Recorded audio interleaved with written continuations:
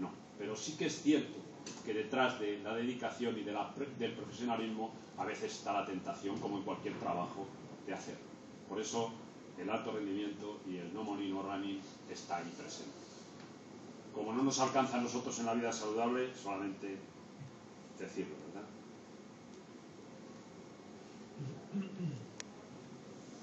Si lo analizamos bien, la sociedad reclama rendimiento, el deportista es autoexigente, los entrenadores y directivos viven de resultados y la presión está servida, ¿verdad? Todo esto para que comprendamos por qué los atletas hacen lo que hacen. No es nada más que una comprensión. Que esto se vaya a desarrollar o no, después podemos entrar en el coloquio si queréis, en discutirlo, pero evidentemente creo que no tiene solución. Mi aporte y mi solución es que lo que hay que hacer es dejar que cada uno se ahorque como quiera. En un mundo en el que está claro que nunca vamos a poder controlarlo. Es injusto que haya atletas que sí que controlen su rendimiento a través del entrenamiento y haya otros que tengan además, ¿no? Contra eso es contra lo que estamos. Vayamos al deporte sano, ¿no? ¿El conocimiento qué es? El conocimiento en el deporte, tener en cuenta que la educación física como tal no es una ciencia, pero sí se sirve de ciencias auxiliares. Esto no ha estado nada claro hasta hace muy poquito. En realidad nosotros el INEF lo creamos en Madrid a través de un jesuita que se llama José María Cajigal, que entonces era subdelegado de deportes con el OLA, que consigue que cree un INEF en Madrid, y para nuestra desgracia un jesuita no lo puede hacer más que desde el punto de vista humanista y de las humanidades. Y ese ha sido el gran problema que hemos tenido en España con el deporte, en general, que hemos formado humanistas y humanidades, pero no científicos. Y necesitamos que eso cambie, y que en los centros y en los centros de educación física se formen los nuevos técnicos a través de las ciencias del deporte. Necesariamente. Porque si no, lo que creamos es buenos pedagogos, buenos didactas, pero no creamos gente formada como hay que formarla, que es a través de las ciencias del deporte. En el caso de la fisiología del esfuerzo, la biología, lo que acabamos de analizar de la célula, todo eso tiene que estar ahí y tiene que estar en el conocimiento de los nuevos licenciados en educación física y, por supuesto, nuevos técnicos, ¿no? En todos los deportes. De manera que esa es la historia brevísima, pero os puedo asegurar que donde mejor lo he visto ha sido en Sudamérica, porque eso lo hemos extendido allí. Y entonces sus propios centros les pasa lo mismo. Han creado sus centros de educación física para formar a sus técnicos y los han formado también, que no está mal que se formen humanísticamente, no estoy contra ello, pero estoy a favor de que se forme también desde el punto de vista de las ciencias del deporte, que son tan necesarias. Bueno, pues el deporte y el ejercicio saludable es aquel que no nos daña, que nos hace estar bien, que no nos lesiona, ¿verdad? Que esas lesiones que tenemos que descansar, hay que descansar. O sea, yo creo que no estoy diciendo nada nuevo, yo creo que es lo que pensáis todos. Hacéis deporte porque os gusta, porque os mantiene, porque os hace tener una motivación para hacer una marca, pero que detrás de eso tiene que estar el no lesionarse, el entrenar moderadamente, el hacerlo progresivamente. Cuando yo decía a mi amigo y colega en esto de correr, Tony Lastra, que cuando tenía 43 años, espérate un poquito porque tus marcas las vas a hacer aproximadamente a los 48, 49, no me lo creía, claro. Se apresuró, la hizo a los 45 más o menos. Era muy viejo ya. Era viejo, claro. Y yo le dije que no. Hay un axioma que es importante entender en el desarrollo de la vida saludable. Si yo empiezo a correr a los 20 años, es muy posible que mis mejores marcas las haga a los 30. Los jóvenes que educamos en los estadios empiezan a los 10, a los 12 años. Los niños keniatas que estamos viendo que baten los récords han empezado a los 10, 12 años. A los 22 pueden batir el récord del mundo, porque llevan 10 años formándose.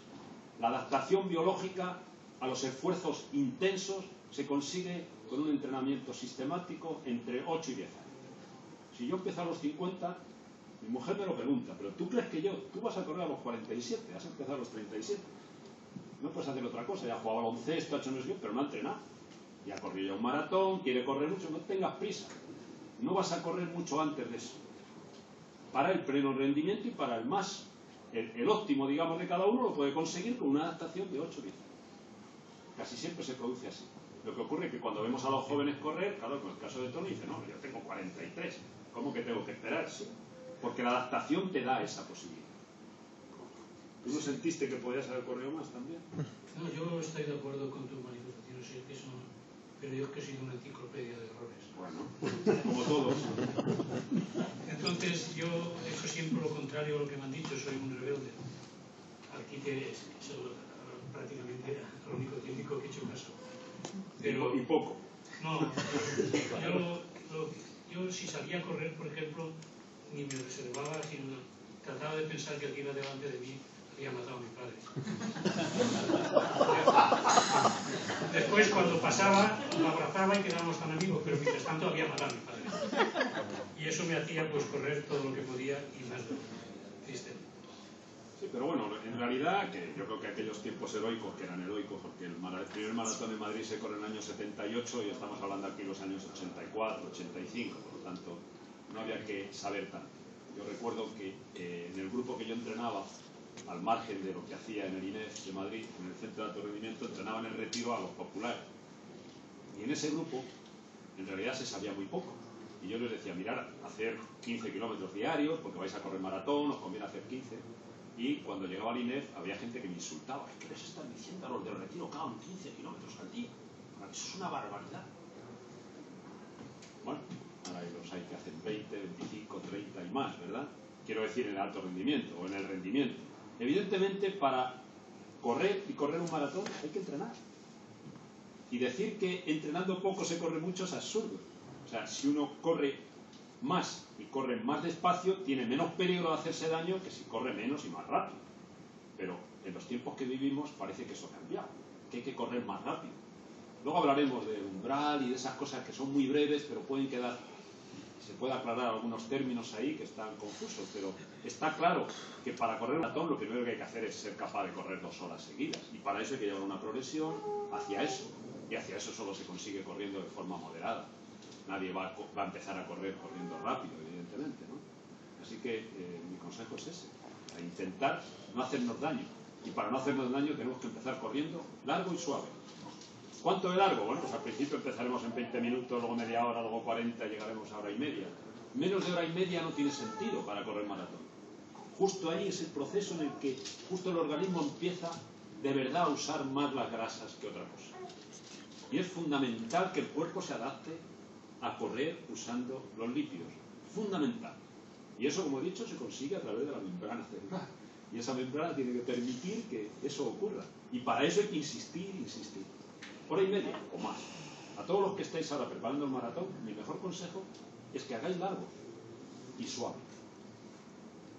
Para uno será suave correr a 4 minutos y para otro será a 5 minutos. Eso es lo de menos. Pero no fuerte. Y pocas series para lo que queda. Quedan 3 semanas, no queda más, ¿verdad? Bueno, sin sufrir en exceso está claro. El sufrimiento innecesario es de las cosas más terribles que hay, ¿no? A mí me da pena cuando veo atletas que entrenan con un sufrimiento innecesario, ¿no? Si no es necesario. Está claro que la fisiología nos dice que con un entrenamiento anaeróbico cada 14 días se mantiene la capacidad anaeróbica. ¿Para qué más? ¿Para qué series todos los días? ¿Para qué sufrir todos los días? No es necesario. Estoy hablando ahora para maratón, naturalmente, incluso para media, para 10.000.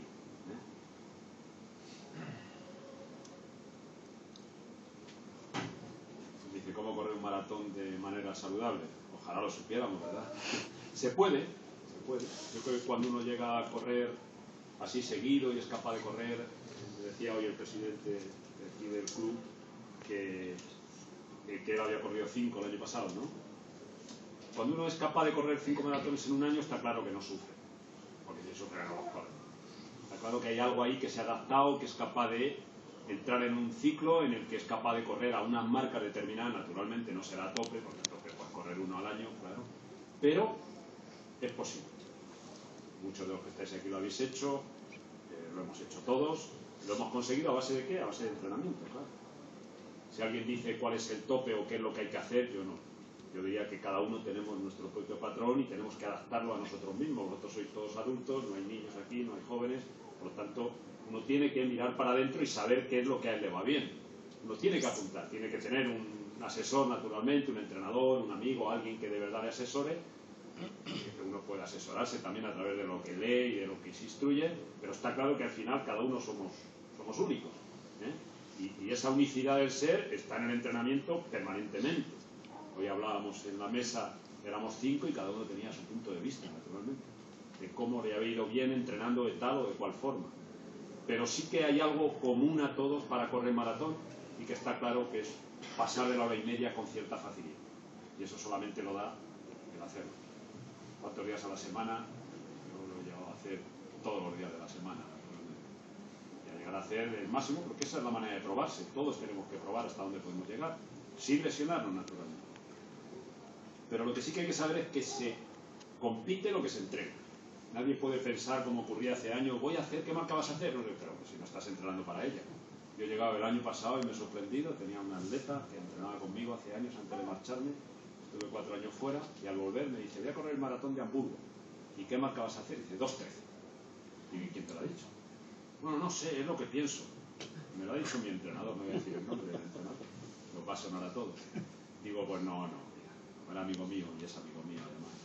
Le dije, no, te vas a hacer un test de lactatos con Susi y que Susi te diga, Jesús Castelló, te diga cuál es tu umbral. Porque hoy en día lo podemos ver. Uno lo puede tener como una experiencia propia, pero también lo podemos ajustar. He tardado 10 minutos en decir a una mujer, en este caso una mujer que era la que iba a correr, puedes correr en 2:34, entre 2:34 y 2:36. Ya corrió en 2:36. Bueno, ha tenido un episodio porque ha corrido en Hamburgo y le ha dado el E. coli ese, pero está claro, es lo que puede correr. Y si corre este año, seguro que 2 o 3 semanas antes se hace un test de lactatos y podemos calibrar exactamente lo que puede hacer. No exactamente, pero aproximadamente. No podemos salir a un maratón sin saber lo que podemos hacer. Y eso nos lo da, evidentemente, pero también el entrenamiento. Hay algunas formas, ¿no? ¿Es un buen referente los 10K? Sí. Uno sabe que la marca en 10K por 4.6, que es más o menos el índice, eso nos va a dar una marca aproximada de lo que podemos hacer. Es un test fiable. Más o menos. Sí, lo que pasa que, hombre, No es que... más fiable son los 21 kilómetros. Claro, todos los que habéis corrido en el medio maratón de Valencia ya tenéis una referencia. Mejor que eso no vais a hacer, mejor que el doble de eso, pero es que no lo hace nadie. O sea, los que están corriendo en 59 minutos corren en 2:3. Estamos hablando de aproximadamente 4 minutos más del doble, ¿no? 4 o 5 minutos. Está claro que en atletas de ese nivel son 4 o 5 minutos y en los demás son 10.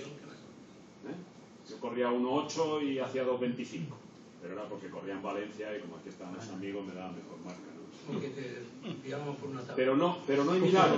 Claro, eso estaba el saber. Se lo llevamos por un atajo. De manera que mucho mejor no se puede hacer. El óptimo es el doble y 8 o 10 minutos. El doble de la marca de la media más 8 o 10 minutos. Ese es el óptimo. Está claro que es mejor ser más prudentes. Ser más prudentes es lo mejor. Cualquiera de vosotros podrá contar la misma experiencia que yo puedo contar. Yo en Valencia, cuando he corrido mi mejor marca, en los 2 últimos kilómetros acababa 3:15. Iba con los hermanos Inceste, llegaron 1 minuto detrás, 50 segundos. En los 2 últimos kilómetros, del 40 al 42. Está claro. Son vasos comunicantes. Si corro mucho al principio, después voy a correr menos y posiblemente me pare. Si corro menos al principio porque me equivoco y salgo más tranquilo, voy a llegar mucho mejor. Y posiblemente voy a llegar en la misma marca. Pero sí que es cierto que los 10K tienen y los 21 kilómetros igual. No va a haber no hay milagros. Sí que es verdad que hay atletas más resistentes que otros y lógicamente son capaces de optimizar mejores resultados. Por lo tanto, si son capaces de hacer haciendo 59 minutos, que es lo que ha hecho este año el que ha corrido en Berlín, ha hecho 2:3. Sin embargo, Fabián Roncero hacía 59 minutos y hacía 2:7. Porque era menos resistente, nada más. O sea que la marca del medio maratón nos sirve como referencia y el óptimo pueden ser 5 minutos en los atletas de alto rendimiento y en los demás como 10 minutos aproximadamente, por encima del doble. Me ha puesto una presión acojonante. Claro que, como he dicho antes, lo mejor es la moderación.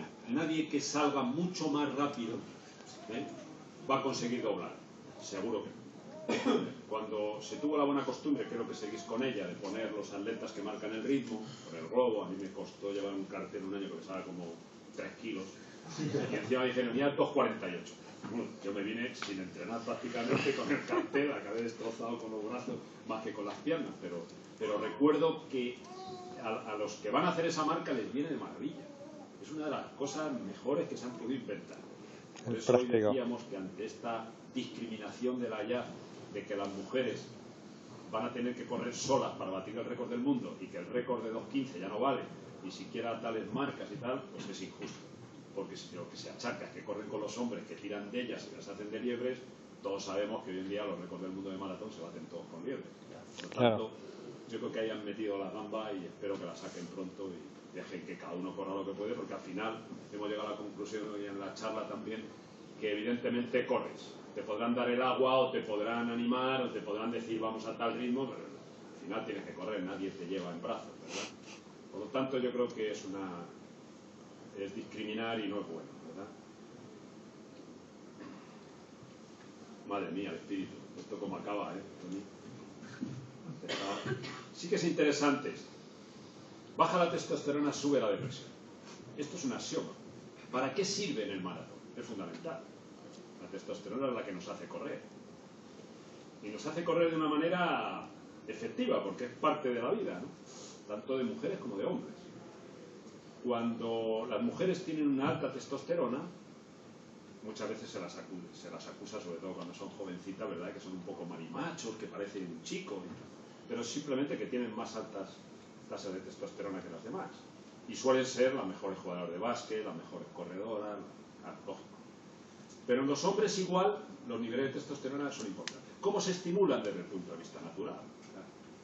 Y desde el entrenamiento, pues igual, con la moderación en el entrenamiento. Con los estímulos, sobre todo de fuerza, fijaros, ejercicios de fuerza, te lo dije hace 20 años, no me hizo nadie ni caso en el corregimiento. Pero luego pusieron una sala de pesas y es verdad, y he vuelto al club y eso es una maravilla, ¿verdad?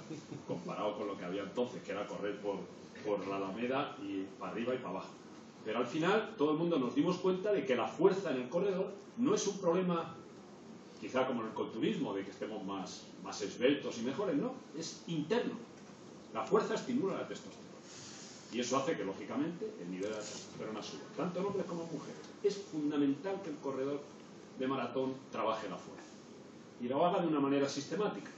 2 o 3 días por semana, un trabajo de fuerza exquisito.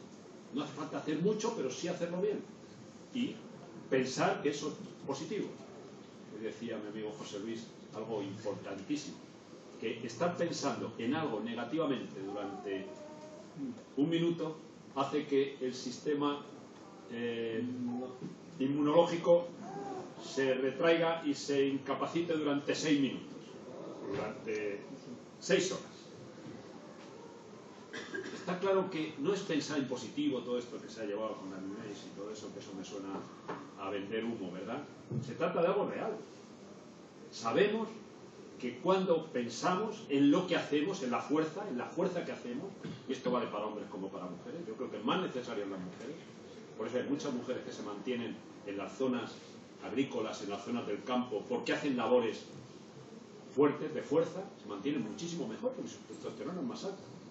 Encima no les da tiempo de deprimirse, claro, tienen que estar en el tajo. De manera que hay ciertos hábitos, sobre todo ciertos trabajos, que nos hacen mantener. Hagámoslo a través del trabajo de fuerza, porque es imprescindible que la testosterona esté alta. No solo por no deprimirnos, que no nos deprimimos.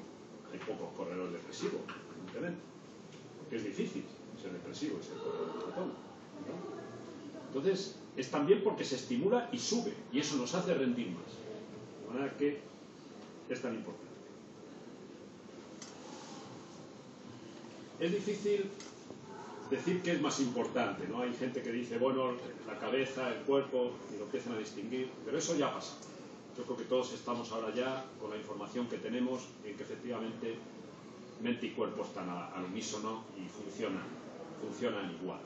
Es decir, uno tiene que tener claro que si tiene la capacidad de pensarlo en la reflexión, lo puede hacer. Nadie va a salir a un maratón a hacer algo, a no ser que no lo reflexione, no lo piense y se ponga a correr sin haber pensado lo que va a hacer. Pero la prudencia nos dice que si yo analizo qué es lo que he hecho en 10 kilómetros, qué he hecho en 21, qué es lo que he entrenado en el último mes, qué es lo que he hecho en los últimos 6 meses, qué es lo que he hecho en los últimos 6 años, ¿verdad? Todo eso me da una información. Si yo eso lo pienso y lo reflexiono, seguro que voy a terminar... ¿No te importa? Seguro que voy a terminar reflexionando sobre la marca que puedo hacer y va a ser acertada. Es decir, que mente y cuerpo deben de funcionar al unísono. Si no, cuando no lo hacen es cuando de verdad tenemos problemas, ¿verdad? Yo creo que en todo, no solamente en el deporte, sino en la vida. Por eso es importante que cualquier actividad, en este caso el correr, esté relacionada con nuestro pensamiento, es decir, con lo que he pensado que puedo hacer esto, porque esto me viene bien y porque además, entonces, con referencia sobre todo al trabajo de fuerza, cuando uno piensa, no solamente en positivo, sino piensa que es eso lo que tiene que hacer, porque eso es lo que le va bien, le va a ir doblemente bien. Y cuando uno piensa en correr 2 horas y sabe que corriendo 2 horas le viene bien, también le va a ir mejor. No es solamente salir a correr porque te lo manda el entrenador. Yo de eso, por desgracia, tengo mucha experiencia, ¿verdad? Y cuando vas a los sitios tienes que apasionar a la gente. Yo llegué a Chile y me encontré con unos chiquitos que corrían por allí un poquito, un ratito, a veces 3 días a la semana, 5 días a la semana. Y hicimos un pequeño proyecto que duró 18 meses para los Juegos Odesur. Uno de ellos fue campeón de los Juegos Odesur en 1500, con muy buen resultado, con 19 años, y tenía 17 cuando yo llegué. Y otro fue subcampeón también en 5000 y otro más. Quedó tercero en 3000 obstáculos, más otro que quedó cuarto en 8000. Es decir, el resultado de entrenar y de entrenar convencidos de lo que tenían que hacer y con un proyecto funciona. Y cuando es en grupo, mejor. El grupo crea una sinergia que funciona y el entrenamiento es así. Cuando lleváis bien, cuando tenéis buen ambiente en el grupo, eso hace que las cosas mejoren más. Por eso es bueno escoger el grupo cuando se corre también, por último. Uno tiene que correr en un grupo armonioso, además de correr detrás del cabrón de delante que te ha matado el padre, ¿verdad? Como el Levante, como el Levante, claro. Es un grupo adecuado. Yo creo que sí que es importante que cuando nos enfrentamos a una prueba, y ya estoy terminando, cuando nos enfrentamos a una prueba, lo hagamos de una manera como si fuera un reto personal. Estos masáis que saltan tanto y tan seguido, y son jóvenes, tienen 15, 16 años, están en el rito además de la pubertad, que no lo hacemos aquí con nuestros jóvenes. Y luego decimos que se drogan. ¿Cómo se van a drogar? Si no hacen nada. Si cuando llegan a los 15 años, todavía en Sudamérica en algunos sitios a las chicas las hacen los 15 años. Las hacen una fiesta para que sepan que tienen 15 años y que van a pasar al mundo de los adultos. Está bien esa fiesta. Pero con los chicos también hay que hacer otra fiesta, no sé cuál. A lo mejor llevarles de caza o llevarles lo que se ha hecho siempre. Son símbolos, pero son símbolos reales, son liturgias fundamentales. No hacemos nada. Y hay que hacerlo. Y también el reto personal de correr un maratón y decir, no, yo es que voy a correr y voy a intentar hacer calma. Está bien. No que te vuelvas loco, ni que te vuelvas obsesivo. Pero está bien. Es un reto personal. Es un día que sales de caza. Hay que volver a cazar. Los cazadores. Y las cazadoras y las guerreras. Porque todas las mujeres llevan una guerrera dentro. Eso está claro. Si no, enfadémoslas y veremos lo que pasa. No lo explico más porque estamos todos de acuerdo. Pero también el cazador tiene que recobrar la parte masculina que está desapareciendo. Está desapareciendo. No hay más que ver los telediarios y los programas de televisión. Desaparece. La parte masculina está desapareciendo. No sé por qué, pero está desapareciendo. Yo creo que es bien interesante estos ritos, no solamente desde el punto de vista físico. Yo os lo digo, que entiendo un poquito de contramovimiento, ahí están saltando como 80-85 centímetros sobre su centro de gravedad. Botan y lo hacen durante horas. Y dicen, es que corren mucho los keniatas. Pero ¿cómo lo van a correr? Si es que no lo queremos ver. Nos lo están poniendo en televisión y venga, un programa y otro, y venga. Y Kenia, ¡pum! Y lo vemos saltar allí en el rito. ¿Cómo saltan? Pero si es así como les educan, ¿cómo no van a correr? Esos niños los echas a correr, está claro. Entonces, las dos cosas, lo simbólico y lo real. O sea, real, tenemos que volver al símbolo que el deporte no es más que eso, no es más que un reto personal que uno busca a través de una realización, que es conseguir algo que uno se propone. Si lo consigue, si no es igual, si es el camino, no importa.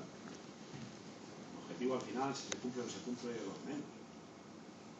Claro que no puede sentirse mejor si hace marca, ¿verdad? Naturalmente, pero va a dar igual. Y si la has hecho mejor que el vecino este que te está... Ha hecho lo mismo mejor que tú. Pero es estos saltan y no se fijan en quién salta más, ni les ponen la plataforma de fuerza, que yo les traje un año allí, y les puse la plataforma y saltar en aquella época, ¿verdad? Y ahora no es nada sofisticado, es lo más normal. Ahora hay un aparatito chiquito que es del Vernet también, que te mide todo. Es un acelerómetro que lo mide todo, pero es igual. Si el mejor acelerómetro es ese, pues ver ese salto. No hace falta ver nada. Cuando uno ha visto saltar, tenemos ahora un negrito en baloncesto, el Batia este se llama. ¡Qué barbaridad! Era espectacular. Subió por encima del tablero en uno de los rebotes, de los tapones que puso, ¿no? No sabían qué hacer ya, no sabían de dónde tirar porque aparecía el negro. Entonces, está en la esencia misma del ser, ¿no? El ser corredor, en este caso, la esencia de correr, ¿no? En superarse, en mejorar, en intentarlo, en estar ahí. Y nada, ya me callo y participemos todos, si os parece, en un coloquio y vosotros lo veráis.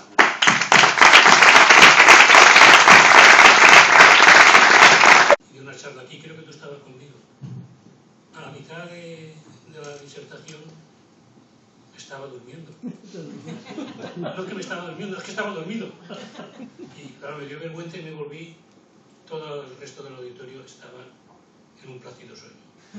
Es decir, que se puede ser el presidente de la Organización Mundial de la Salud, pero si no tiene la facilidad de comunicarse, no sirve para hablar, servirá para otras cosas. Y para hablar en público hay que embaucar, hay que cautivar, hay que hacer como Julio Iglesias, que no canta pero enamora. Y entonces Antonio tiene esa facilidad de la cual deberíamos aprender. Y ahora vamos a abrir una tanda de preguntas. Yo quiero que hagáis preguntas muy concretas y, a ser posible, rápidas, y que no toméis a Antonio como si fuera de la Seguridad Social, le digáis que tenéis un constipado. Así que, si quiera de ustedes hacer una pregunta a Antonio, se levanta, dice un nombre, y si no quiere decir, ya lo preguntaremos a la Guardia Civil. Vamos a ver. Genovés de Navaja. Quería preguntarte, es que en la última maratón he podido comprobar que se está tendiendo, o creo que se tiende otra vez a eliminar lo que es la cámara de aire, y bueno, esa filosofía que viene ya muy arraigada de amortiguar mucho el peso del corredor, parece que se tiende a eliminar. Y he visto que incluso hay un modelo de zapatilla concreto en el que ya se elimina completamente, y el otro día me sorprendió porque gente que iba corriendo delante de mí iban con ese tipo de zapatilla. Si conoces esta nueva tendencia, si realmente es algo que hay que potenciar y si es recomendable el eliminar la cámara y el volver a lo que es la suela Vibram, concretamente, un modelo concreto, y me sorprendió porque vi varios. ¿Qué puedes decir? Mira, sí, yo participé en París en el 2003, Nike sacaba la zapatilla esta, la Free, y yo participé con ellos, encima hicimos una publicidad por ahí. A mí, yo saqué la impresión en aquella ocasión, pero ya antes se sabía, en los años 90 por ahí, Nike hace un estudio y termina por decidir que lo mejor es correr descalzo y en césped. Eso es complicado, porque claro, ¿cómo sacas eso? Echaron abajo, guarda esto, está muy bien, muy bonito, pero guárdalo, déjate, que lo que hay que hacer es vender zapatillas. Pero estos mismos de Free llegaron a la misma conclusión. No sé si conocen las Free, son esas que tienen la suela, que van por etapas, entonces se dobla más. Bueno, la cuestión es que era una zapatilla que te la comes en 10 entrenamientos. Claro, eso no tuvo resultado ninguno. Ahora lo que hacen es sacar las zapatillas todas con esa, más o menos, pero mucho más duras, menos Free, porque lo de Free está muy bonito, pero se gasta, entonces no es rentable. De manera que todo lo que ha ido a través del cojín de aire, que además es de Carrefour, no es de Nike, fueron los finlandeses los primeros que dijeron que eso tenía algún efecto sobre la zapatilla. Pero les dio lo mismo. O sea, al final lo coge quien lo coge y lo explota. No ha sido nada claro. Eso no deja de ser algo que bueno, vale, todos podemos sentir en un momento. Quien haya corrido descalzo por la playa, y en una playa que no se hunde al pie mucho, en fin, hay que buscarla, ¿verdad? Pero existen esas playas, y por encima del agua me puede entender. O sea, lo que está claro es que el pie, cuanto más libre esté, mejor. Y cuanto más armatoste sea la zapatilla que necesites para entrenar, peor para ti. Es así, es una cualidad más. O sea, si tú eres capaz de correr con una zapatilla ligera, que tenga poco... ¿Por qué? Porque te va a frenar. Todo lo que sea amortiguación, frena. O sea, lo importante de una zapatilla, por eso están las zapatillas de clavos. Si tú le ves al Usain Bolt, No hay cojín de aire, no hay nada, hay pie y el pie. ¿Por qué? Porque son 100 metros, son 200 metros y se acaba el nivel. Naturalmente que para correr un maratón tienes que llevar una cierta protección, aunque ya Bebeikila demostró que no. De manera que, y ganaba, iba descalzo, o le calzaron, le dio lo mismo. O sea, yo creo que todavía no estamos suficientemente avanzados y parece que el pie es de las cosas que más retraso llevan el ser humano en la perfección, así como los ojos parece que son una maravilla nuestra vista con respecto a los demás, pero el pie no está del todo desarrollado. ¿Por qué? Porque el tiempo que llevamos estando de pie no es tanto, aunque nos parezca mucho. El pie no sabe. Y sobre todo porque lo metemos dentro de unos zapatos y lo metemos dentro de esas botas a veces ortopédicas que ponen a los niños que los aprisionan el pie y el niño lo que quiere es estar descalzo. Por eso se descalzan enseguida, hay que estar, cálzate que te queda frío. Entonces es evidente que no está tan claro que una protección excesiva del pie sea mejor. Yo te lo digo ya como corredor, por haber estado metido en estos inventos y en esto, que al final terminas deduciendo que lo mejor es el césped, no la hierba artificial, y correr descalzo. Porque en realidad todo lo que sea unir los dedos, pero dice uno que tiene un dedo así encima de otro, el pie derecho, está claro que es malo. Y son de esas zapatillas que a veces son demasiado estrechas y te hacen llevar los pies demasiado juntos, ¿no? El pie tiene que estar bien abierto. Es difícil una zapatilla que te permita que el pie esté bien abierto. Sin embargo, cuando corres descalzo es lo que sientes, ¿no? Y luego, por otro lado, se enseña a correr, y ahora ya me meto en un tema técnico, pero es bien interesante, se enseña a correr poco. ¿Con qué se corre? Se corre sobre metatarso. Y una lección la ha dado Pepe Silasi, nos ha venido de maravilla a todos los entrenadores. Porque todo el mundo decía, no, pero es que se entra con el talón. Nadie puede entrar con el talón, se entra en marcha. Para correr hay que correr sobre la planta del pie, sobre la planta. Pero correr sobre metatarso, que es lo que te hace impulsar adelante. Luego cualquier zapatilla que haga esto, está bien, ahora parece que lo están inventando. Y las ponen en 300 euros. Para que sí, hay zapatos de estos ahora ya de moda que están ahí, no sé si es MTB o MBT. Claro, que se han puesto ahí. Y solamente es eso, que el pie lo hacen que vaya sobre la parte delante del pie. Para que están eliminando el talón. Claro. Que no es con lo que hay que... Pero nos hemos tirado un montón de años y algunos entrenadores incluso diciendo. Y tenías que ir corrigiendo desde la escuela de entrenadores en la que yo estaba dando velocidad, me tenías que adaptar, no, sobre qué tal. No se corre, no. Que entonces no puedes correr, porque para correr rápido tienes que correr sobre el metatarso. Y todo el mundo queremos correr rápido. Porque para correr despacio nadie entrena. ¿No? Quiero decir, todo lo rápido que pueda cada uno, y eso lo tienes que hacer. Entonces, lo del cojín de aire, ahora lo están poniendo delante. No sé quién me lo decía hace un rato, ¿no? Que tiene una zapatilla, la que hablábamos tú y yo, ¿verdad? Que el cojín de aire va delante, claro, para proteger un poco más el metatarso, que es realmente sobre lo que hay que correr y es lo que más impulsa. ¿Una pregunta? Bueno, pues ya que no hay nada, te la voy a hacer una que tengo yo. Hay una teoría metafísica, casi filosófica, que dice que no es el deseo lo que nos mueve a hacer las cosas, sino la necesidad. Decía el famoso torero Espartero que más colmar el hambre, es decir, él tenía que ser torero, pues si no se moría de hambre. Y africanos y países subdesarrollados han tenido grandes atletas precisamente porque la necesidad lo movía. ¿Tú qué opinas sobre ese teoría? Es la vida. He tenido atletas keniatas entrenando conmigo en Madrid, el año que entrené 3.000 obstáculos, y me vino un keniata que había quedado campeón del mundo junior con 19 años, descalzo en 3.000 obstáculos. Atención al dato que es interesante. En la pista, descalzo y en 3.000 obstáculos. Había hecho 8.30 y había quedado campeón del mundo. Y vino a Madrid calzado, claro. Ya me calzó la manager que le llevaba, la amiga y la mía, Julia García, y me le trajo, oye, mira, a ver si puedo entrenar con Chubieco y tal. Pues vale, que se quede. Era más listo que la otra. El chiquito aprendió castellano en 10 minutos. Al mes ya, profe, ¿qué hago hoy? Y yo decía, pero este tío, ¿cómo aprende tan rápido? Era muy listo. Tan listo que justo cuando corrió 4 o 5 carreras, hizo 8.20, ganó en Alcalá de Henares, ganó no sé dónde, juntó los $10.000 que necesitaba y le dijo, profe, que me voy mañana.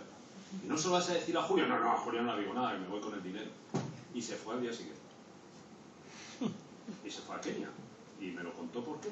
Ya tenía suficiente para comprar no sé cuántas vacas, que era lo que necesitaba para tener las 4 o 5 mujeres que tenía. Tenía 21 o 20 años. Vamos a ver, eso es necesidad, eso es inteligencia natural, eso es ser más listo que el hambre. Ese tipo, había que darle un premio Nobel o algo. Yo en vez de regañarle le dijo, me parece muy bien, chico. ¿Qué más se llamaba? ¿O qué más? No, Este que no era tontito. no era tonto. O sea, eso de que los keniatas parecen tontos, no sabrán contestar porque no entienden el idioma, puede que parezcan que no se enteran, pero son... porque les crea la necesidad, les crea. No money, no rally. Efectivamente.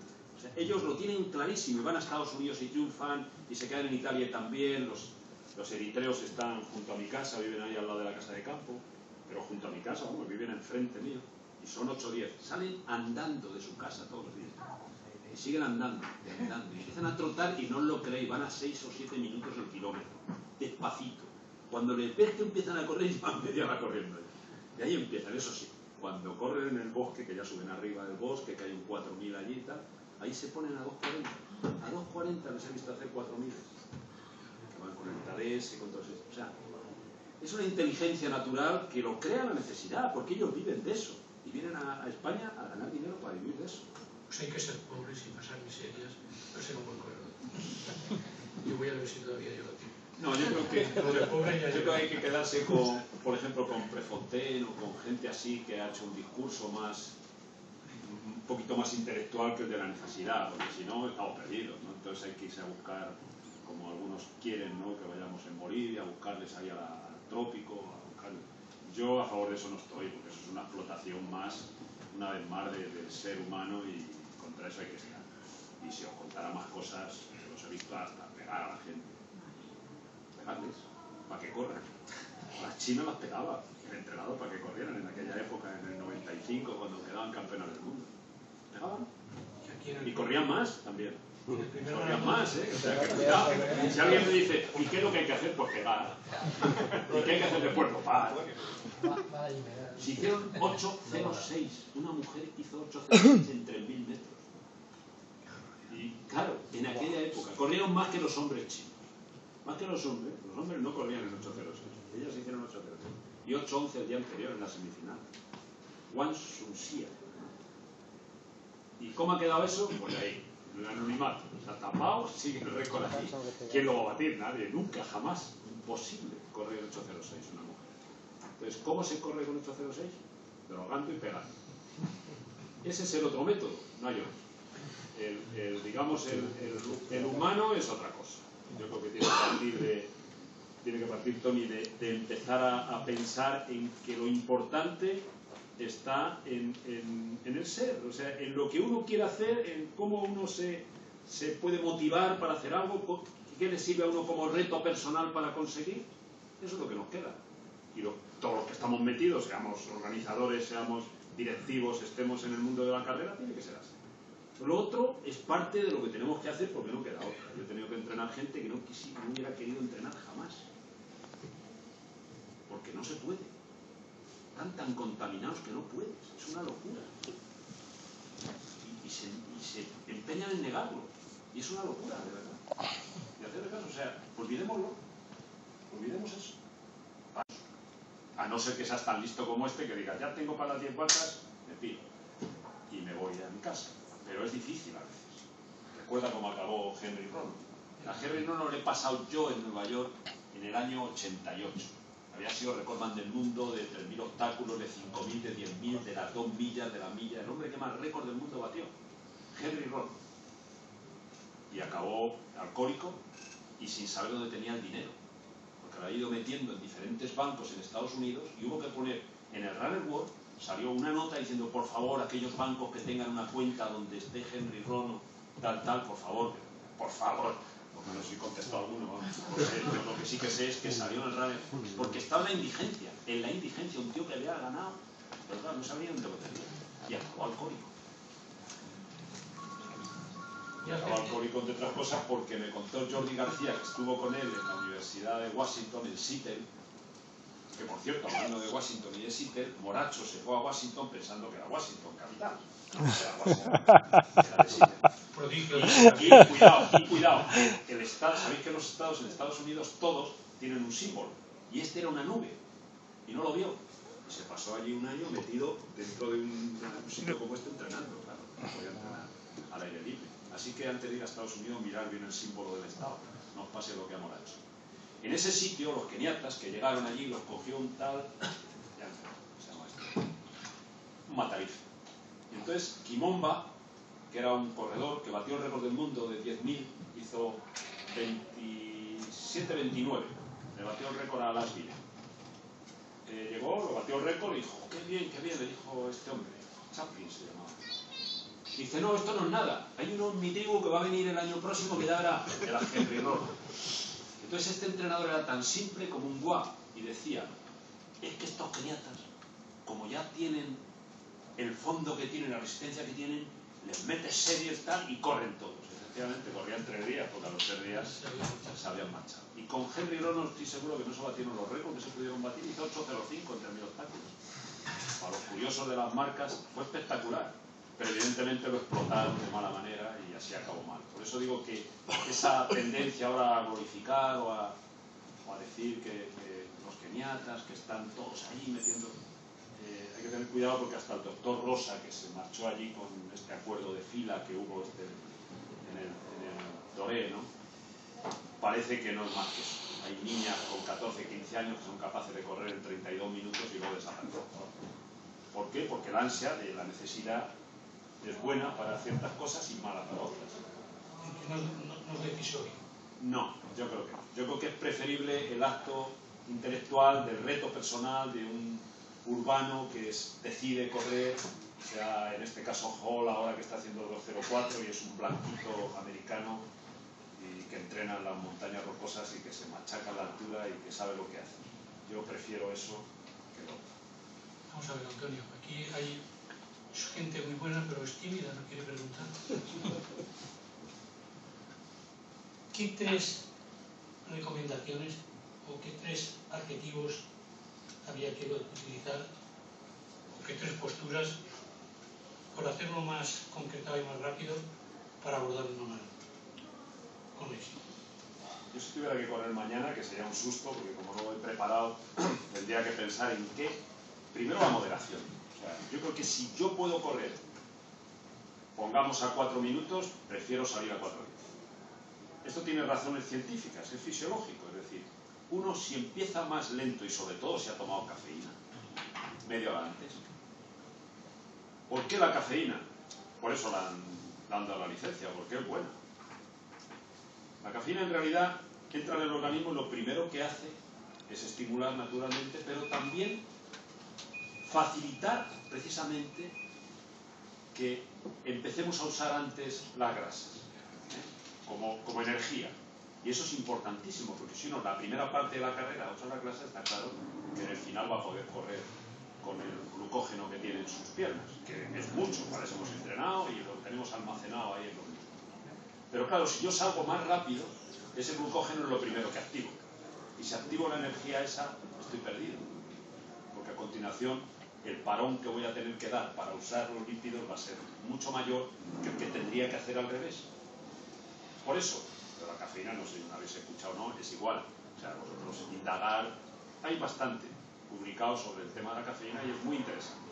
¿Pero? Porque no hace ningún daño, recuperas mejor y te facilita salir más tranquilo y poder doblar. Eso seguro. Entonces, moderación es la primera palabra. La segunda. La segunda es, no va en contra, pero es complementaria. También hay que ser valiente. Aunque el cementerio está lleno de valientes, está claro que a partir de un cierto momento, cuando has sido moderado, un ejemplo, sales en Madrid, corres en 1 hora 24 la primera parte de la carrera, has ido frenándote porque es un poquito cuesta abajo, estoy hablando de Madrid porque es lo que mejor conozco, y la segunda parte puedes hacer 1.21 y hacer 2.45. Se puede, se han dado casos. Yo cuento mi caso en la última carrera que he hecho en Madrid, y ya con 58 años. Se puede. ¿Por qué? Porque tú vas con, lo he dicho, vas con la cafeína y eso te ha dado la facilidad de empezar a usar las grasas. Cuando tú llegas al kilómetro 30 vas perfectamente. No tiene ningún problema para correr mucho más rápido. Perdona, pero la cafeína es un café. No. No, la cafeína es... Creo que se está comercializada como... Powerbomb también. No, si me decís otro nombre, que como está un tiempo fuera... Durvital. ¿Cómo? Durvital. Durvital.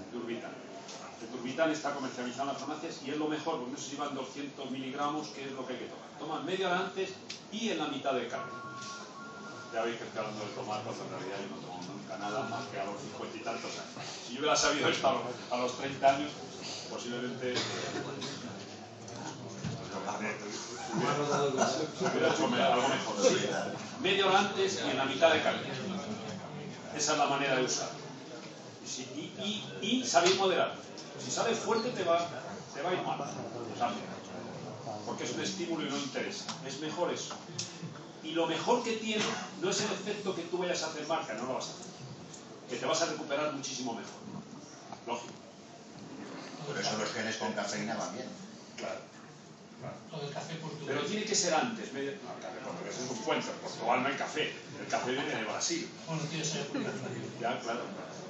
O sea, no, ahora que está permitida la cafeína, se puede decir, claro, hace unos años se decía el comité, ¿no?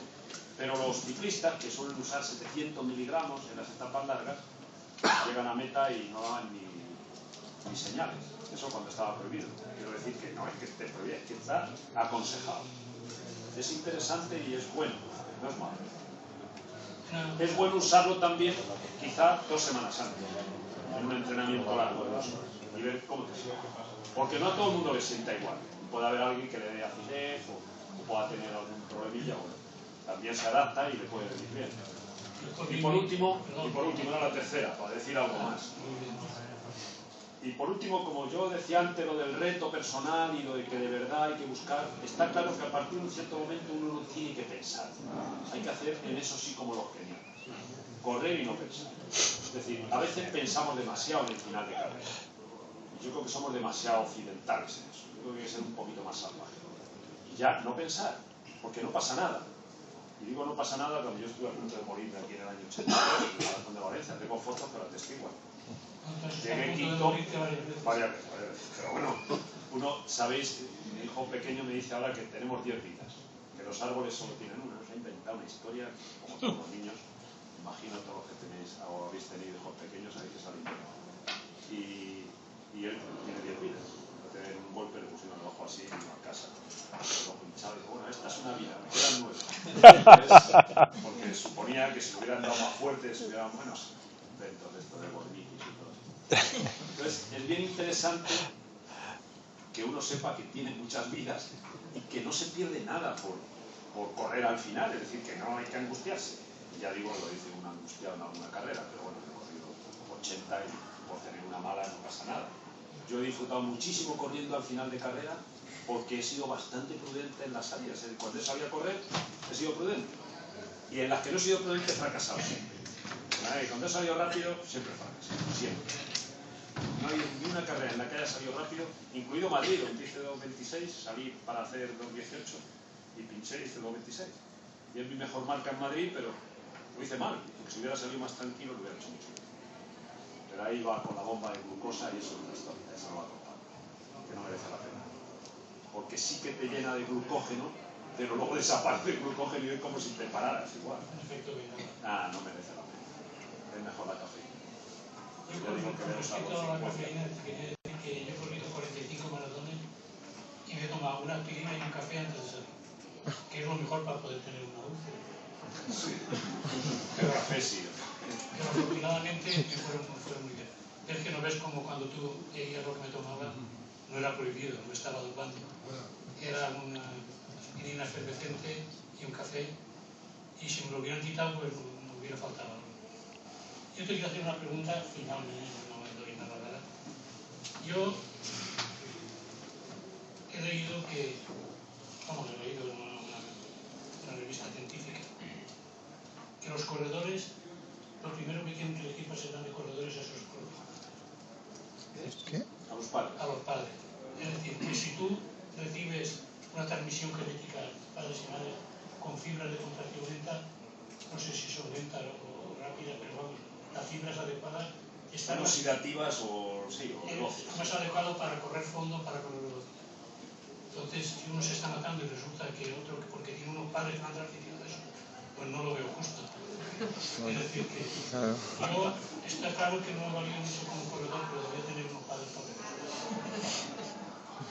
Todos los hemos tenido. ¿Tú crees que eso realmente...? Yo te contestaría, no he citado antes la fuente de la que he sacado el tema de la célula, y es la biología de la creencia. Este pájaro que es el que ha investigado, acaba de escribir un libro, que es la biología de la creencia. Y hay que leerlo, porque merece la pena. Y contesta a la pregunta que acaba de hacer Tony. Y él dice, eso de los genes está más bien en los memes, que es la cultura. Son tus padres los que se transmiten, pero no a través de la unión, no, después. Desde que empiezas a crearte ahí y estás en la mamá. Por eso usted dice, este niño que como di las clases de matemáticas con Rosa Barboya, no sé qué, parece que ha aprendido algo. Dentro.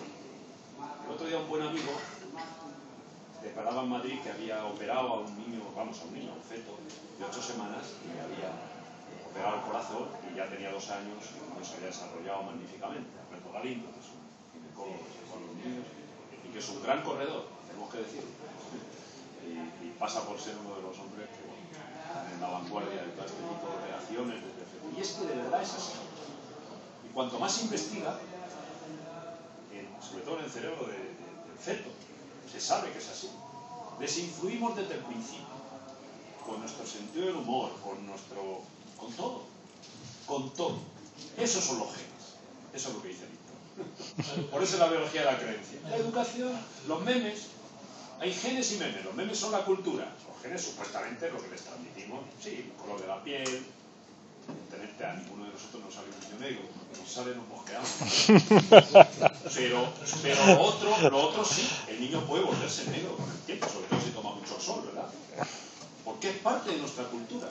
Es lo que come, es lo que respira contigo, es lo que vive, es lo que siente.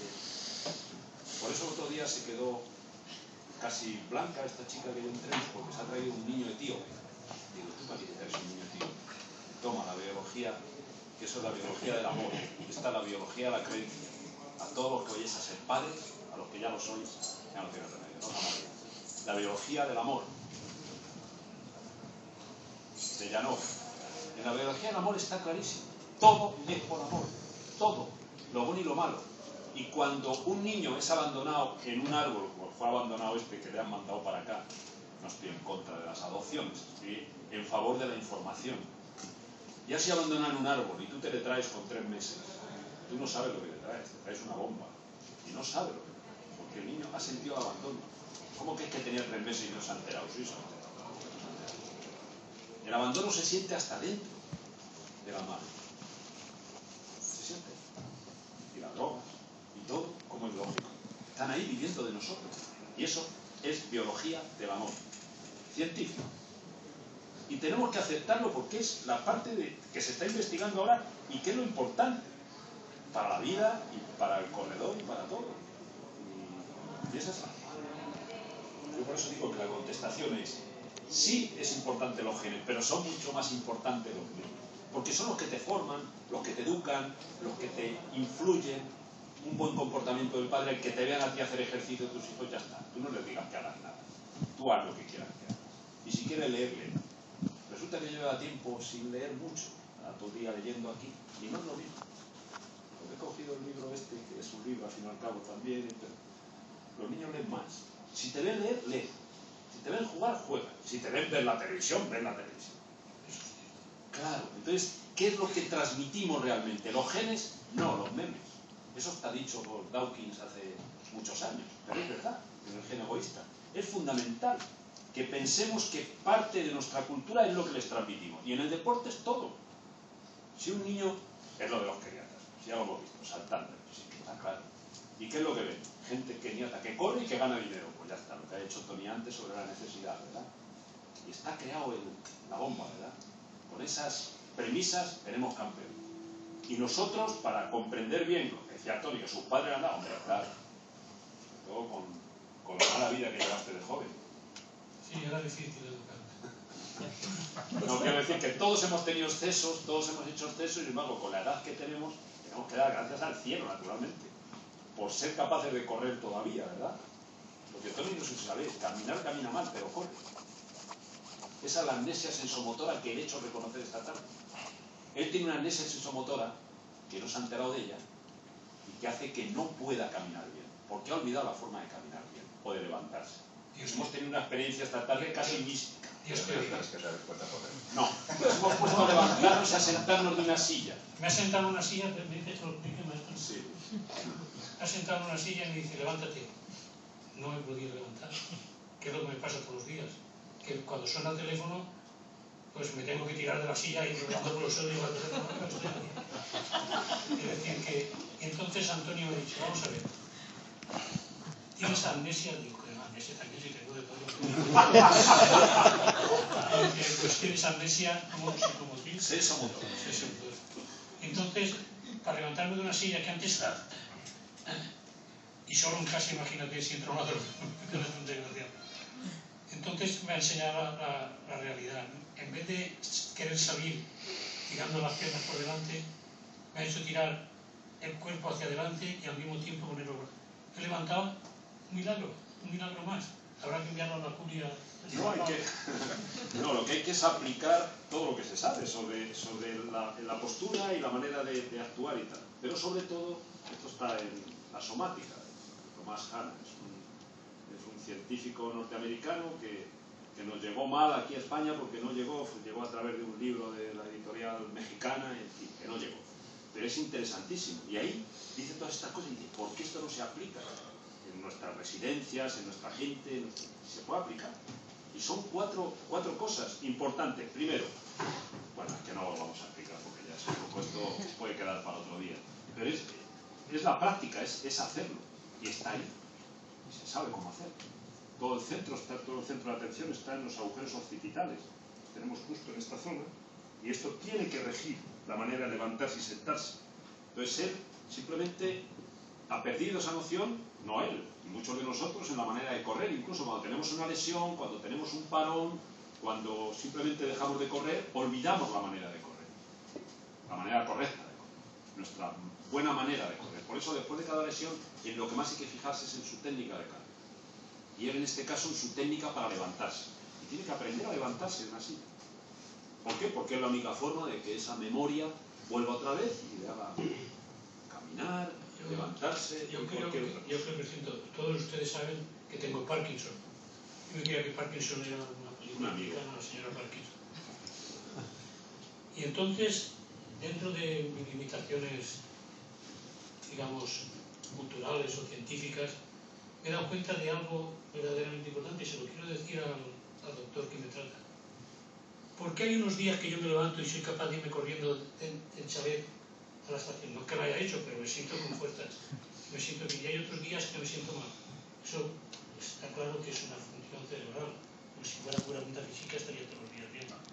Todos los días. Entonces, ¿qué han hecho por el Parkinson? No han dicho nada. Nadie sabe de dónde llega, ni por qué ha llegado, ni cuál es el origen. Es toda una cuestión que se cura a base de una administración científica de las pastillas y los horarios en que las tengo. Cuando todo ese experimento que han hecho contigo durante meses o años indica que ha salvado el Parkinson. Y quiero decir una cosa, el otro día un buen amigo mío que está aquí, que me quiere mucho, que es Salvador Ayas, que está aquí, vinieron pasando todos para allí a saludarme, Tony, ¿cómo estás? Y Salvador me dijo, ¿sabes quién soy? Yo no tengo Alzheimer. Yo lo que tengo es Parkinson. No, debes tener Aprovechando. Yo no he dicho eso. Yo no he dicho eso, luego sí tienes Alzheimer también. No recurra. Bueno, esto es una broma y tú sabes que yo te gusta gastar bromas nefastas, pero. Es que las maratones que hacías eran cortas. Ya has presumido mucho de marcas. Y... No, porque la medida la alcalde de tu pueblo, seguramente. Bueno, este ambiente es el que hay que mantener en un grupo de carrera en maratón, ya que me decía que último consejo podíamos dar.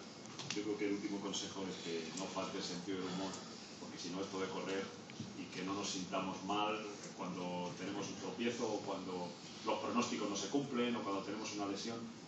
Yo llevo un tiempo paradito también, con algunos problemas, algún tendón de estos, que como ya dije en una ocasión, Le dije al médico, ¿quién era Aquiles? Y el tipo no supo ni contestarme. Y dije, usted no sabe nada del tendón de Aquiles y no sabe quién era Aquiles. Yo me aprendió la historia y me conozco todo eso y muchas más cosas y las he contado muchas veces. Uno tiene que saber quién era Aquiles. Como uno tiene que saber que el hueso sacro es sacro y está en un sitio fundamental y tiene una función perfecta. Y alguien ha dicho esta tarde, ¿verdad, José Luis? Pensamos en algún momento en cómo somos, cómo actuamos, de vez en cuando. O sea, ¿y por qué hacemos las cosas? Eso es lo importante. Yo creo que aquí este tiempo nos ha dado para reflexionar, para pensar qué es lo que hacemos, por qué lo hacemos. ¿Nos gusta correr? Pues sí, nos gusta correr, pero además hagámoslo bien y nos va a durar mucho más tiempo. Si estamos aquí es gracias a Tony, que se ha empeñado en que yo viniera y encantado además. Pero yo se lo agradezco porque es una manera también para mí de reflexionar qué es lo que hago siendo entrenador, ¿verdad?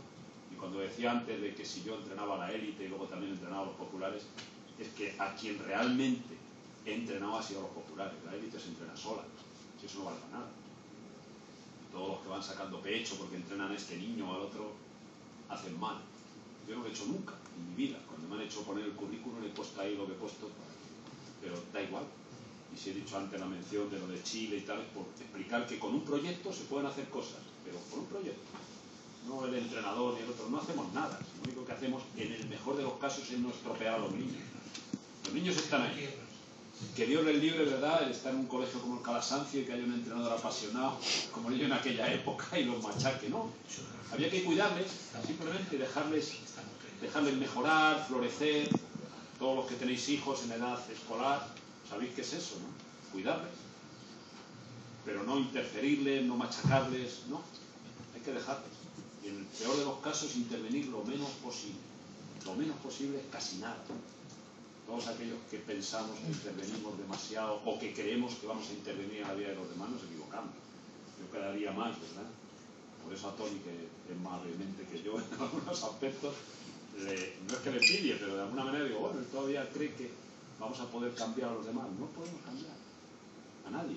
Y en el entrenamiento menos. Lo más que podemos hacer es dar consejos de ponderación y moderación para que se desarrollen, para que lo hagan.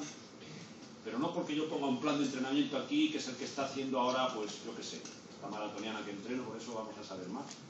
Pero sí lo voy a hacer y voy a mandar a la página de él alguna cosa para el próximo año, si puede ser, o para alguna de las últimas cosas que he escrito, para que tengáis el plan de entrenamiento, que veáis cómo se entrena, vamos, en función sobre todo de lo que he prometido antes, del umbral y todo eso, que no hemos hablado. Pero como no me habéis preguntado... Que un día de cada 14... Sí, el entrenamiento, sí. ¿Y el resto es todo...? Y el resto es aeróbico. ¿Todo rodaje aeróbico? Aeróbico y umbral.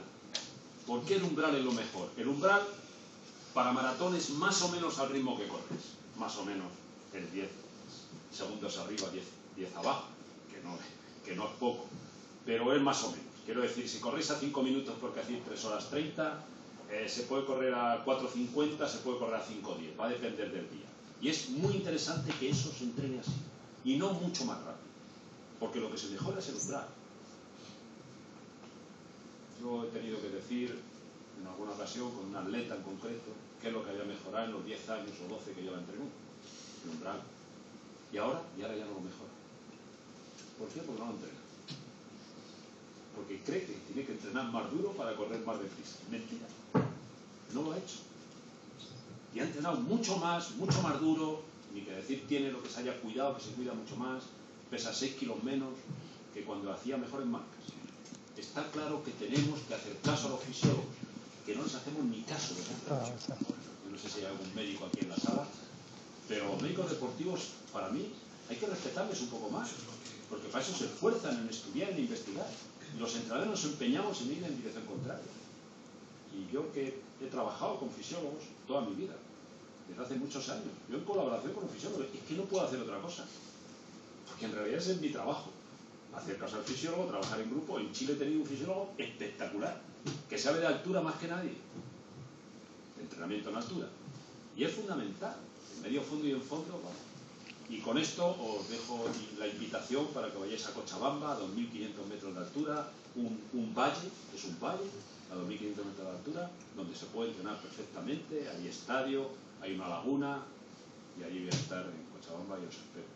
A Tony le dije esto hace años, pero no me visitó. No, Ahora lo va a hacer. recordaros que la Volta a Peu, que aquí se conoce como Volta a Peu, en idioma quechua Sí. se llama Purinac Yactata. Y estuvimos a punto de hacer un Purinac Yactata. Claro, no, lo haremos, algún día lo haremos. Somos jóvenes todavía. Yo lo único que, como colofón, yo ya me retiro por el foro y no creo que llegue a la próxima. Que cualquier cosa menos perder el sentido del humor. Yo tengo motivo para estar triste, estar en un rincón llorando, porque fui corredor y ahora me veo tan limitado y vivo en soledad, no con la soledad Miranda, con la soledad. Y el día que pierdes el humor, ese día estás muerto. Así que arriba los corazones, hagáis la marca que hagáis, sois corredores. Y podéis decirlo con voz alta, sois corredores, meteros eso en la cabeza. Y eso es la mayor bendición que podéis tener.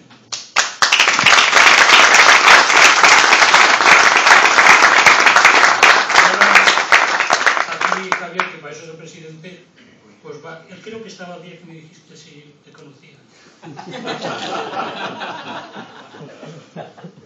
Bueno, nada, vamos a... Si no tenéis ninguna pregunta más, alguna duda que tengáis, ya que se guardan siempre un poco la alimentación, geles, alguna cosita de estas, ¿no? Yo digo por la duda del umbral. Sí. Bueno, si quieres, me extiendo aquella charla tan maravillosa de Ocean Mars que grabasteis y luego la escuchabais y así. ¿Por qué no sabía nada? Porque no estaba dentro de la fisiología. Por lo que he dicho antes, las humanidades, yo estudié con lanza, con camisa azul y con lanza. Y claro, uno cuando tiene las ideas que tiene y estudia con camisa azul no le entran las ideas, porque es muy difícil. Pero bueno, a lo que voy. Eran tiempos heroicos en donde se aprendía lo que se aprendía. El profesor de atletismo en la escuela aquella, pues llegaba y me decía a mí que diera la clase, porque suponía que yo sabía más que él, y yo daba la clase. Era 1960, estábamos ahí. ¿Qué es lo que ha pasado desde entonces para acá? Que se ha investigado muchísimo, muchísimo es muchísimo. Y hoy en día se sabe tanto que no tiene ningún sentido entrenar mal, pero se sigue entrenando. Y a mí eso me da mucha pena, porque he estado 4 años fuera y cuando he vuelto he visto que entrenaba mejor en Chile que en Madrid. Y yo digo, ¿pero cómo es posible? Solo pongo un ejemplo. Hay un aparatito que se llama el K4, que es italiano, pero que en Alemania es el Metamax, que da el consumo en carrera, corriendo, no en el laboratorio, que muchas veces no vale. Te lo da en carrera, pero que además estudia todo. Te lo pones, es un pequeño macutito que pesa 500 gramos, pesa, pero son 500 gramos solo, y puedes estudiar todo. Con ese trabajo lo hemos hecho en Santiago de Chile, hemos subido a Cochabamba 2500, hemos vuelto a bajar a Santiago, hemos vuelto a subir a Cochabamba. Así hemos estado con este grupo que he dicho que trabaja. Claro, las conclusiones son espectaculares. Todo se puede medir y todo se puede evaluar. Hoy en día no se puede entrenar a ciegas. Ahora ya estoy hablando para la gente que de verdad tiene interés en cómo entrenar. Y cómo entrenar científicamente, que se puede. Digamos que hay todavía sus lagunas, pero hay cosas muy claras. Una de ellas es el umbral. Entonces, algunos entrenadores chilenos, cuando veían mis planes de entrenamiento, que yo los publicaba todos, los ponía ahí en la página de la federación, oye, ¿esto es el umbral? Claro, entrenadores, 2010, y sin saber lo que es el umbral, que tú me lo preguntas me parece magnífico, y además para eso estoy aquí. Pero un entrenador me costaba trabajo pensar. Pero luego dije, bueno, claro, si todavía no se da en los INEF y no se dice claramente dónde está el secreto del entrenamiento, sobre todo en medio fondífero. Cuando corremos en fase, digamos, estable, y tú vas corriendo, pongamos a 4 minutos o a 5, me da lo mismo, la cifra es igual, en fase estable, es decir, tu pulso está irregular y que lo único que gastamos como energía son las grasas, ¿no? Y eso es, digamos, el nivel estable, digamos, el nivel aeróbico. Si te vas a hacer un consumo con García del Moral allá, pues te va a dar eso, fase aeróbica. Y eso va a tener un pulso, el que sea, ponte ahí antes de venir para acá a ver a mi amigo Tony, pues he estado tomando lactato, ¿verdad? Y es muy simple, es que no debe de sobrepasar el umbral nunca de 3 o 4 milimoles de lactato. De manera que eso, los 3 o 4 milimoles, los mides, ves qué pasa, bueno, porque dices que vaya más despacio, vuelve a hacer un 2000 o un 3000, lo que sea, lo hace más despacio. Al final consigues saber cuál es su umbral y trabajar en ese ritmo. Si el atleta permanece contigo y sigue haciendo esos test, evidentemente en un mes o 2 meses sabes cuál es su umbral. Yo, por ejemplo, con esta chica de maratón, el año pasado sacamos, porque era 3.36, pues 3.36. pero mi duda es un poquito de cuando tú sabes el umbral, dentro del volumen de entrenamiento, ¿cuánto es? O sea, que un entrenamiento de umbral que es un día pegarse No. ese ritmo. El mayor tiempo posible. Y el mayor tiempo posible es que va a haber un día que tú sales a rodar capacidad, porque no vas a rodar todos los días umbral. Pero el umbral te hace muy poco daño. Por eso es tan interesante. Y tú puedes entrenar muchos kilómetros umbral, sin traspasarlo, sin pasarlo. Empiezas corriendo, como te he dicho, los eritreos, empiezas trotando, suave, tal. Pero tú te pones al ritmo de umbral y puedes entrenar hoy, mañana y pasado. O sea, que no es un día cada 14. No, ese es el trabajo anaeróbico. Eso es cuando traspasas el umbral y te vas a 7, 8, 9 milimoles, que eso es fácil. A veces todos los días, posiblemente en el grupo salvaje ese, todos los días, mañana, tarde y noche. Eso es un grupo ya muy deteriorado. No, lo digo de broma, pensé que existía. De manera que entonces es relativamente sencillo porque vosotros lo sabéis. ¿A qué ritmo rodáis en el maratón? Ese es un ritmo de umbral, seguro, para maratón. Luego va a estar el de media, va a estar el de 10.000, pero normalmente el 10.000 ya está por encima del umbral. O sea, cuando corréis 10.000, ahí os vais por encima del umbral. Y eso ya no está interesante. Ese ritmo no nos vale, tiene que ser por debajo. Eso hablando así, pero que bueno, que todos se reduce a una tirita y a tomar una gotita de sangre, es breve. Disculpa, voy a eso. Sí. Y si no tenés para medirla en tacto, ¿cómo lo...? Se puede, hombre, estoy diciendo cómo, si tú corres una media, en la media vas a correr al ritmo de umbral, seguro, el promedio. En tu mejor, La mejor media. versión de media es... Claro, y si has corrido a 5 minutos la media, tu umbral es 5 minutos. Vamos, yo con mi mujer, que la tengo muy cerca naturalmente, y que le he tomado umbrales, le he tomado todo, veo que corre a 5 minutos, es a 5 minutos. Y corrió el maratón a 5 minutos, y corre a la media a 4.40, y corre un 10.000 a 4.30. Es que no, claro, esa es la diferencia en ese rango. Ella tiene 43 minutos en 10.000, 1.43 y 3.40 en Madrid el año pasado. Ahora hace tiempo que no corre, pero si corre este año pues hará 3.30 más o menos. ¿Por qué? Porque entrena en ese umbral, permanentemente, todo el año. Y pocas series, poco trabajo, hace un trabajo de cuestas, de fuerza, bueno, pues todo lo que hacéis vosotros, ¿no? Que lo hacéis muy bien. Pero es muy importante que los entrenadores nos impregnemos bien de lo que se está investigando, porque eso es lo que cuenta, ¿no? Y yo el trabajo que he hecho en Chile y en Bolivia, con todos los chicos estos que tengo entrenando a 4.000 metros en La Paz, en el Alto, allí en La Paz, en el Alto, que es el pueblo que está por encima, que hay 1 millón de habitantes viviendo a 4.000 metros de altura, hay que verlos, están todos sanísimos y corren como diablos. Estos entrenan a 4.000 metros y entrenan al ritmo de umbral. Claro que el umbral allí es otro, que cambia. Hay un aparatito que mide la saturación de oxígeno, que es bien simple, vale 1 céntimo, y simplemente mete su dedo y te da la saturación de oxígeno, y depende de la altura la saturación es distinta, por eso hay que entrenar más suave en la altura, pero da unos efectos espectaculares de mejora. Así que cuando subís a la Calderona y a esos sitios, pues beneficiáis. Cuando suben.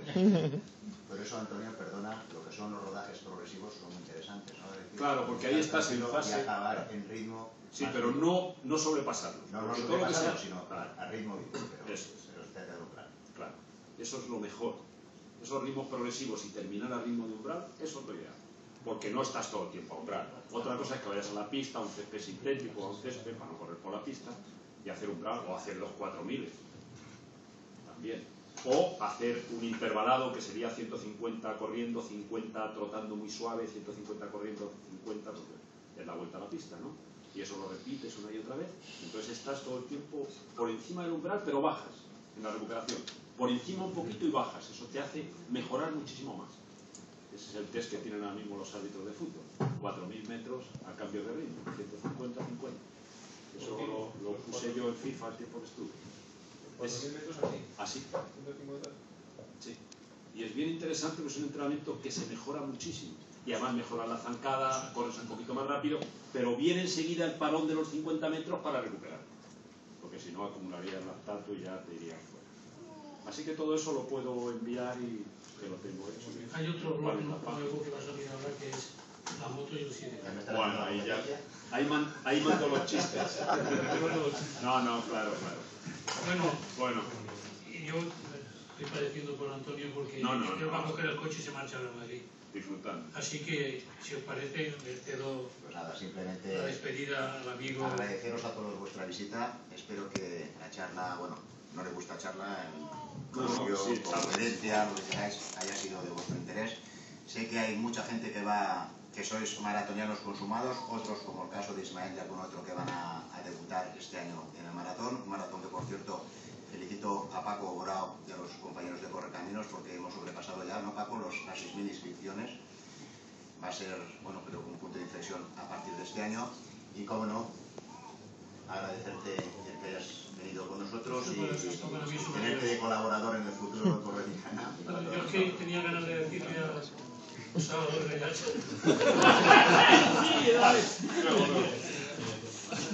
Bueno, muchísimas gracias. Un aplauso para todos.